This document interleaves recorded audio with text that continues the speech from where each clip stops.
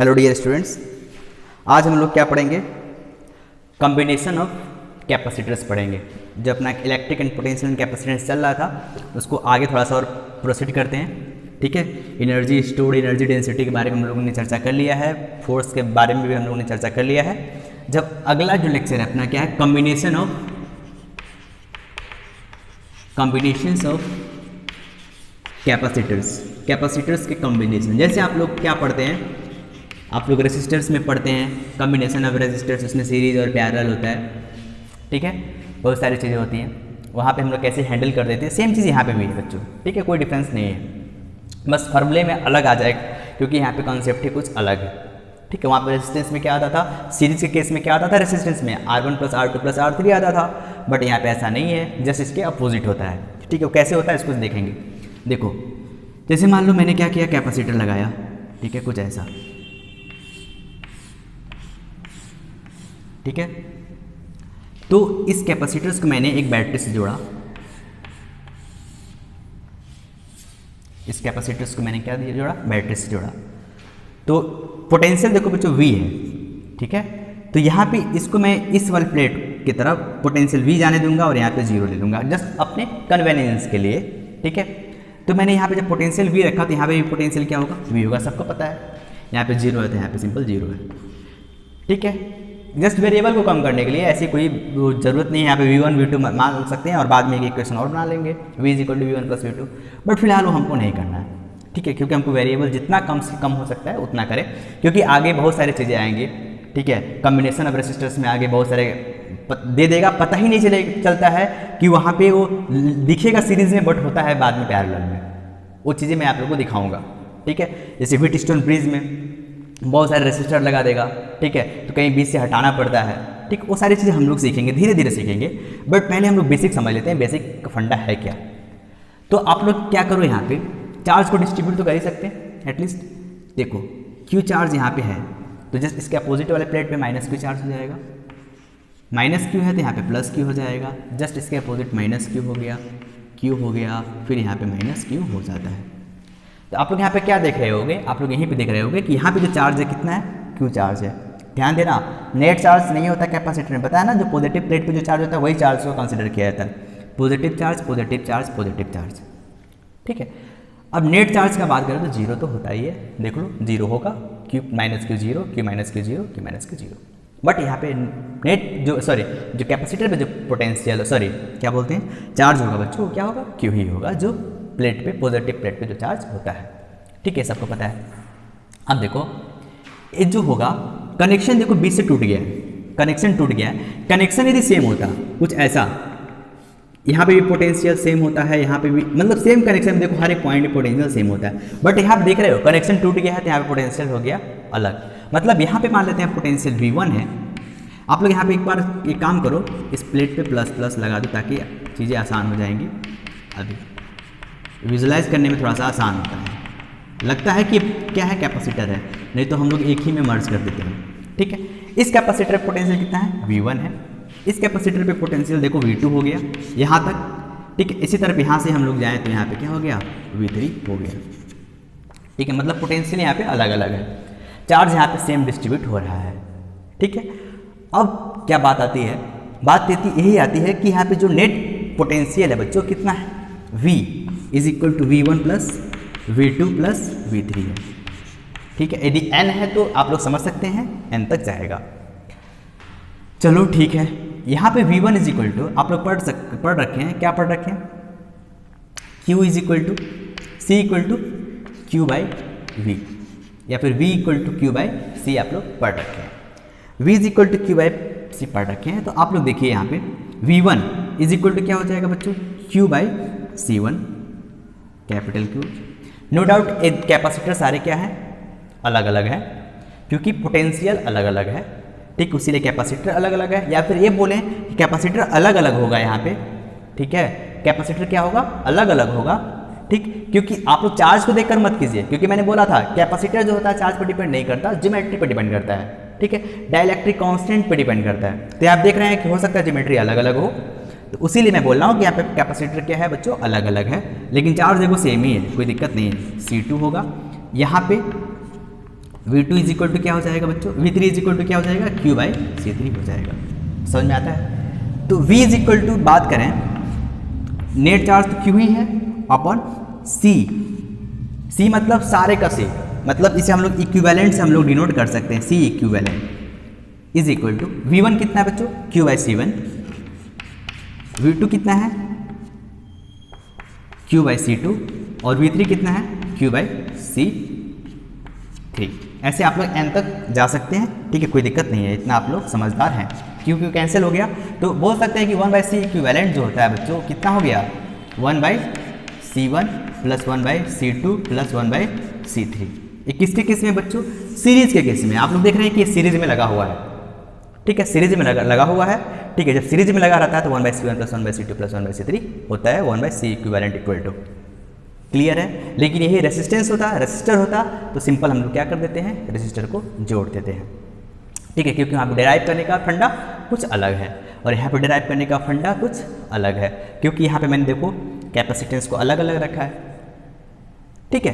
अब देखो, सॉरी, मैं यहाँ पे कर क्या रहा हूँ, मैं यहाँ पे यही कर रहा हूँ, देखो एक जो मैं छोटा कॉन्सेप्ट बताने जा रहा हूँ, जो मैं बता रहा हूँ यहाँ बेसिक, ये आगे बहुत ही यूज आएगा और इसको आप लोग यूज़ करेंगे ना, कहीं भी गलत नहीं होगा।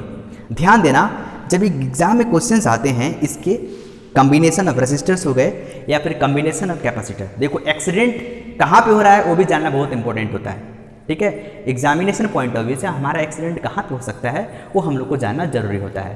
तो यहाँ पर हमारा एक्सीडेंट वहीं पे हो सकता है कि यदि हम बेसिक कॉन्सेप्ट को ना समझें, ठीक है। तो देखो यहाँ पे मैं किया क्या हूँ, सबसे पहले यहाँ पे V रखा हूँ, 0 रखा हूँ, ठीक है। मैं चाहता तो इसको लेंदी करके भी डिराइव कर सकता था, क्यों, क्योंकि यहाँ पे देखो पोटेंशियल अलग कर देता, यहाँ पे V3 रख देता, यहाँ पे सिंपली यहाँ पे V2 रख देता और यहाँ पे क्या हो जाता V1 रख देता, तो अलग अलग पोटेंशियल डिफरेंस निकालता, ठीक है। क्योंकि आप लोग पढ़ रखे हैं क्या, V is equal to Q/C, ठीक है। तो मैं क्या करता कि इसके बीच का पोटेंशियल निकालता, इसके पोटेंशियल और सारे पोटेंशियल को जोड़ता, तो पता चलता कुछ वेरिएबल वहाँ पे कट जाते, ठीक है। और आपको भी ऐसा ही करना है, जब वहाँ पे वायर को ज्वाइन करना होगा तो पोटेंशियल को ध्यान में रखना है कि कौन सा पोटेंशियल सेम पोटेंशियल पे होगा और कौन सा अलग पोटेंशियल पे होगा। बस यही एक पॉइंट काम आता है, ठीक है।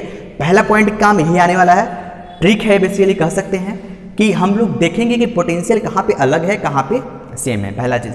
दूसरा चीज़ देखेंगे क्या वहाँ पे कंजर्वेशन ऑफ चार्ज है, फॉलो है, चलो ठीक है, कंजर्वेशन ऑफ चार्ज फॉलो है तो ठीक है। तीसरा चीज़ बच्चों हम लोग ये देखेंगे कि वहाँ पे एक तो कंजर्वेशन ऑफ चार्ज देखा, ठीक है। दूसरा चीज़ हमको क्या देखना है कि वहाँ पे पोटेंशियल कहाँ पे क्या है, सेम है, कहाँ पे डिफरेंस है। बस दो चीज़ अक्सर हम लोग ध्यान देते हैं, ठीक है। दो चीज़ को ध्यान दे दिए तो आपको सर्किट सॉल्व करना एकदम आसान हो जाएगा, ठीक। इस बात को जरूर ध्यान दीजिएगा। और ये बहुत ही गलत, देखने में तो आसान होता है बट एग्जाम में क्वेश्चन लोग गलत कर देते हैं, ठीक है। गलती होने की संभावना इसमें ज़्यादा होती है, ठीक है। अब भाई गलत हो जाता है, किसी वजह से गलत हो जाता होगा, कहीं कुछ छूट जाते होंगे, लेकिन उस चीज़ को आप लोग जरूर ध्यान में रखिएगा, ठीक है। चलो ये तो हो गया आपका सीरीज। अब यदि मैं एनर्जी की मैं बात यहीं पे कर लेता हूँ, आप लोग नो डाउट एनर्जी पढ़ रखे हैं, आप लोग क्या पढ़ रखे हैं कि जो एनर्जी स्टोर होता है कैपेसिटर में वो कितना होता है, simple U is equal to Q²/2C, ठीक है। यहाँ पे C इक्विवेलेंट का बात कर लेते हैं, C इक्विवेलेंट लिख सकते हैं ना, ठीक है। पूरे सिस्टम का मैं बात कर रहा हूँ, तो यहाँ पे Q² चार्ज तो Q ही है, अब 1/C इक्विवेलेंट क्या होता है बच्चों, 1/C1 प्लस 1/C2 ऐसे करते करते, ठीक है। इसको मैं अलग अलग करूँगा तो Q²/2C1 प्लस Q²/2C2 ऐसे करते करते जाएगा। तो आप लोग देख रहे हैं क्या कि यहाँ पे जो एनर्जी स्टोर हो रहा है अलग अलग हो जा रहा है। U1 बोल सकते हैं, U1 अलग होगा, U2 U3, सिंपल एडिशन। जो U होगा नेट एनर्जी स्टोर जो होगा वो क्या होगा, सबका अलग अलग हम जोड़ देते हैं एनर्जी, तो हमारा जो एनर्जी स्टोर हो जाता है वो U1 plus U2 plus U3 हो जाता है, ठीक है। अब थोड़ा सा हम लोग चर्चा कर लेते हैं पैरेलल प्लेट कैपेसिटर के बारे में कि पैरेलल प्लेट कैपेसिटर में क्या कहानी है, ठीक है। घबराइएगा नहीं, इस लेक्चर को मैं थोड़ा सा लेंदी लेकर चलूँगा, ठीक है, क्योंकि काफ़ी इंपॉर्टेंट है।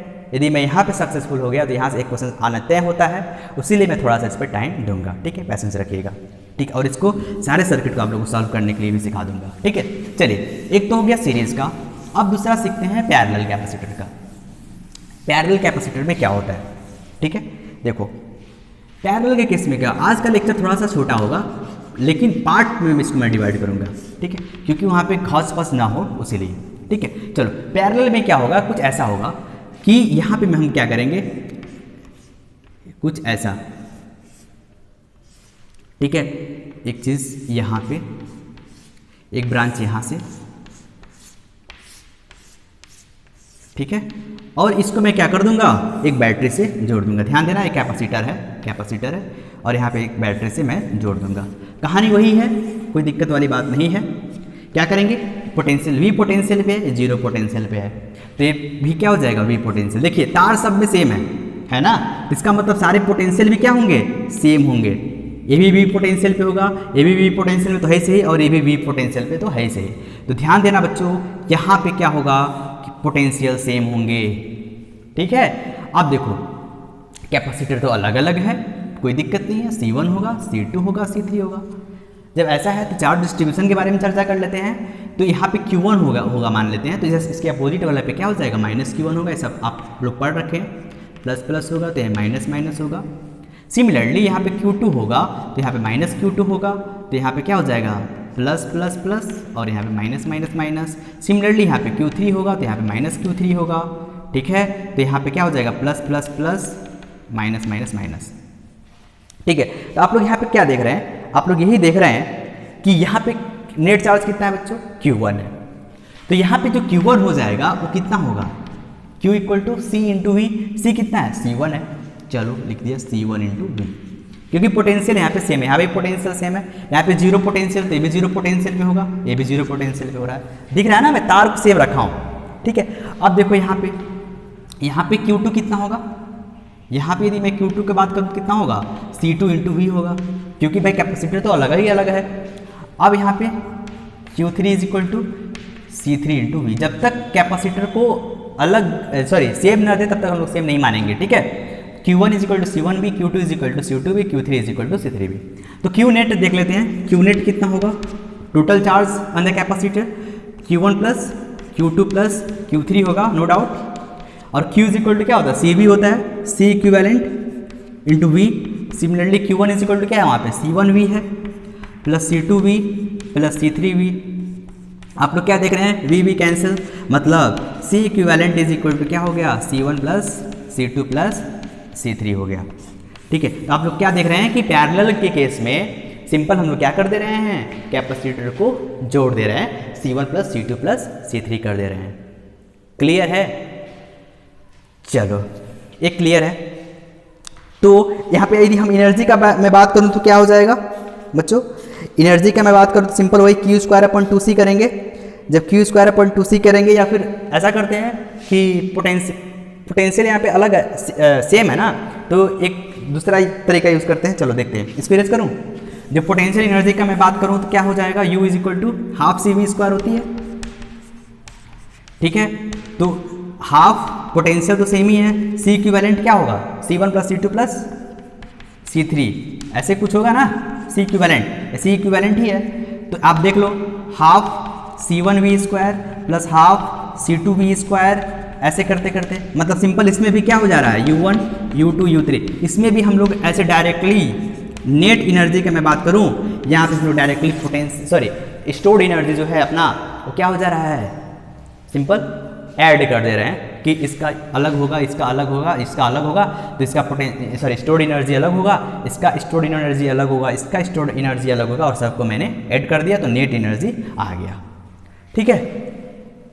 तो ये तो कहानी हुई किसकी, पैरेलल प्लेट कैपेसिटर की, ठीक है, कुछ ऐसा, ठीक है।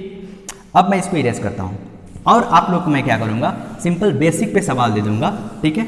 उस जितने भी बेसिक्स पे जो सवाल दूंगा उसको अच्छे से सॉल्व कीजिएगा, ठीक है। अब एक छोटा सा पॉइंट है, उसको मैं डिस्कस करने का प्रयास कर रहा हूँ, जिसका नाम है व्हीटस्टोन ब्रिज। व्हीटस्टोन ब्रिज में क्या होगा, एक बार देख लेता हूँ वीडियो कितना लंबा हुआ।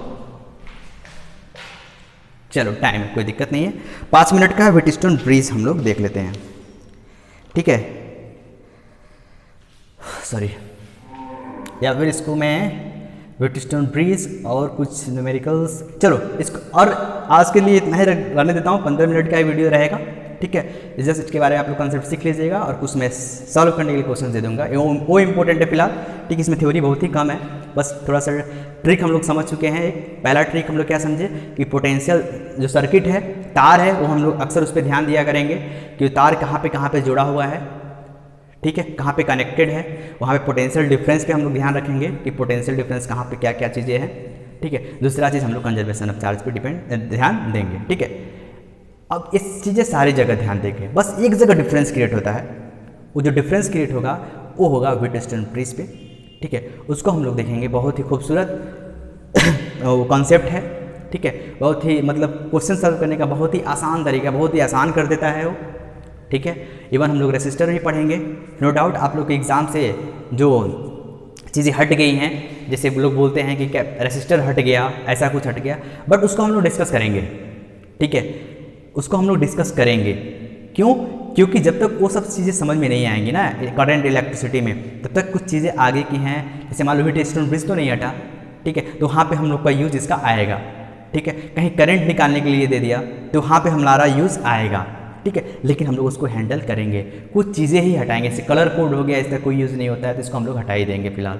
लेकिन जो वहाँ पे चीज़ें हैं तो सारी चीज़ें हम लोग इसके डिलीटेड जो पोर्शन आपका CBSE ने जो अनाउंस किया है उसको हम लोग सारे को डिलीट हम लोग खुद नहीं करेंगे, हम लोग खुद पढ़ाएंगे उसको, ठीक, और हम लोग को पढ़ना पड़ेगा, ठीक है। और जिसको एग्ज़ाम देना है उसको तो पढ़ना ही पढ़ना है। अब जिसको CBSE चाह रहा है कि मेरा बोर्ड ही तैयार हो जाए, बस बोर्ड में आप लोग उसको पढ़ के मत जाइएगा, बट कॉन्सेप्ट को सीख लीजिए, ठीक है। कंपटीशन में काम आ जाए, कंपटीशन ने तो कंपटीशन का जो आपका JEE हो गया, नीट हो गया, ये सब सारी चीज़ें ये लोग तो नहीं हटा रखे हैं, ये लोग उस पोर्शन को डिलीट नहीं किए हैं, ठीक है। ये लोग वहाँ पे अप्लाई करेंगे, किसी कीमत पे करेंगे, ठीक है, क्योंकि इंपॉर्टेंट कॉन्सेप्ट हुआ करते हैं, ठीक है।